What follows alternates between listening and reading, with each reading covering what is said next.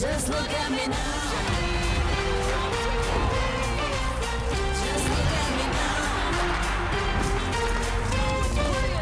Just look at me now.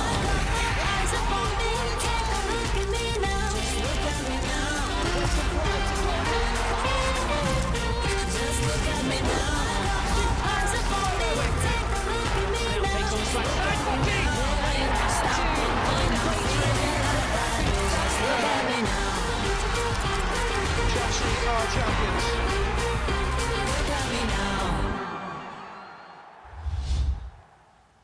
Hello and welcome to the Women's Football Show. On Bonfire Weekend, as always in the WSL, there were fireworks on and off the pitch as we received big news from a legend of the league. And there's also action from 6 matches to bring you as the 3 unbeaten sides take centre stage. Chelsea look to continue their strong start as they travel to an Aston Villa side still without a point to their name. The early pace setters Manchester City aim for their 3rd consecutive league victory as they travel to Meadow Park to face Arsenal. And Manchester United hope to continue their dominance over Brighton, having won all 4 of their previous meetings. And I've got 2 sparkling guests in the studio with me to talk through it all. Anita, Asante and Nedum, Onuoha. And we start in the Midlands as 2 of Anita's former sides faced off, Aston Villa and Chelsea. Now, Carla Ward's team had lost their 4 opening matches of the season. The last time they lost 5 in a row was over 2 years ago. Matt Davies-Adams watched this one. Aston Villa welcoming back Kirsty Hansen from suspension after that opening day red. Kenza Darley still unavailable after returning from the World Cup with an injury. Lucy Parker also out. Rachel Daly, the only player in the Villa squad to have scored more than once so far this season. There is a goal-scoring threat on the bench as well, though, with Ebony Salmon and Adriana Leon both capable of finding the net. Should they be required later on? Chelsea showing 4 changes from the side that beat Brighton in their last match. Erin Cuthbert, Jessie Fleming, Johanna Ritten-Carnrid and Mia Fischel all coming in. Sam Kerr on the bench, she's only just back from Australia, so that's Fischel leading the line. Emma Hayes without Lauren James, Guro Wrighton, Melanie Leupolz and Katarina Svitkova. Maggie Beaver-Jones got her first goal for Chelsea off the bench against Brighton last time out. We'll see if she features at some point today. 2 best mates, the 2 captains today, Millie Bright and Rachel Daly.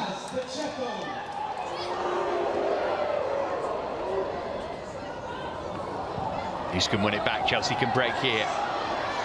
Kirby, here's Nusken, but she must be thrilled with what she's seen. A day to forget for Aston Villa. They've been beaten by Chelsea by 6 goals to 0. Yeah, really strong words there from Carla Ward. We'll come on to those very shortly, but we do have to start with the statement that Chelsea released shortly after the full-time whistle. Chelsea FC can confirm that highly decorated Chelsea women's manager Emma Hayes, OBE, will depart the club at the end of the season to pursue as well. What was your reaction when you saw that statement? Yeah, I was surprised because I just, we see Emma as Chelsea through and through, and she's achieved so much to the club, delivered, WSL titles. They didn't play into Chelsea's hands as such, but some of those mistakes, they're just not acceptable against any side. But when you come up against the Chelsea side, so much on the front foot, who want to stretch the game, as we've seen there. Now, though, our focus does turn to Meadow Park as 2 title challengers faced off as Arsenal hosted unbeaten Manchester City. The Blues held one of the toughest defences in the league, having conceded just 1 goal this season, while the Gunners hope to capitalise on back-to-back wins.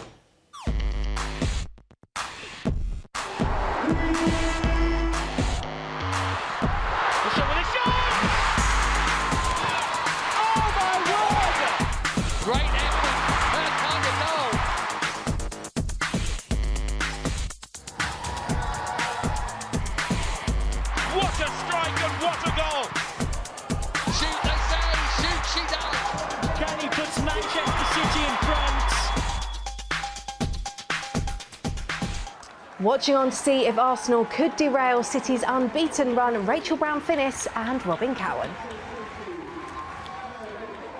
Here are your teams then for the home side. It's 2 changes from the win over Bristol City. Before the break, Amanda Ilestedt has recovered from a thigh injury to start in defence, alongside Katie McCabe, who makes her 200th appearance for Arsenal.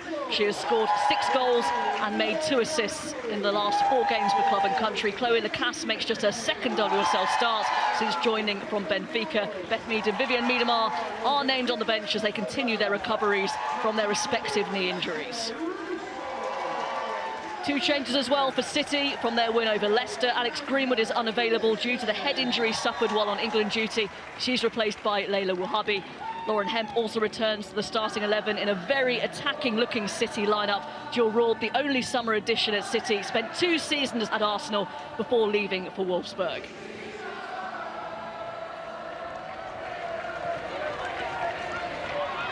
Kennedy turning away from Caitlin Ford just in time, and Morgan.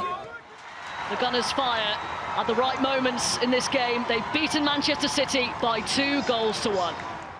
OK, let's actually start with those words from Gareth Taylor, Nedum, saying that Jonas Eidevall was bullying the 4th official. What did you make of those claims? Now we're going to see how the red half of Manchester got on. Manchester United, unbeaten, travelled to a Brighton side who hadn't won since the opening day. Ben Andrews.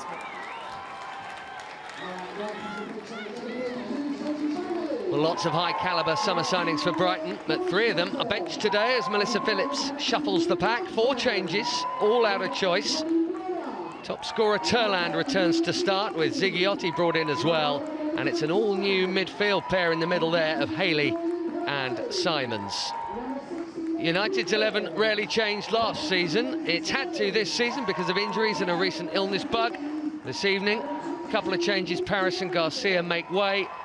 Jesse is back up front, and Leah Galton, scourge of Brighton in the past, is back out wide.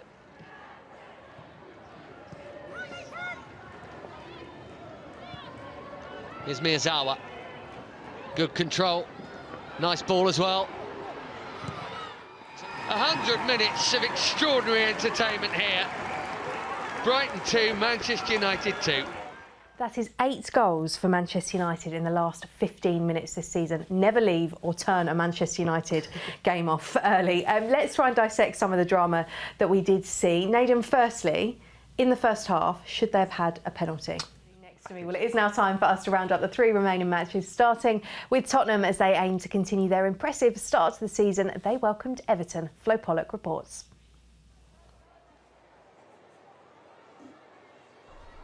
Tottenham had won just one of their 8 Barclays WSL matches against Everton, but they dominated from the outset on Sunday. Aurora Ghali stepped up to convert the spot kick and salvage a point for the Toffees on a frustrating afternoon for Robert Villaham. Liverpool had lost both of their previous Barclays WSL encounters against Leicester City to seal all 3 points for Matt Beard's side in his 150th game as a WSL manager.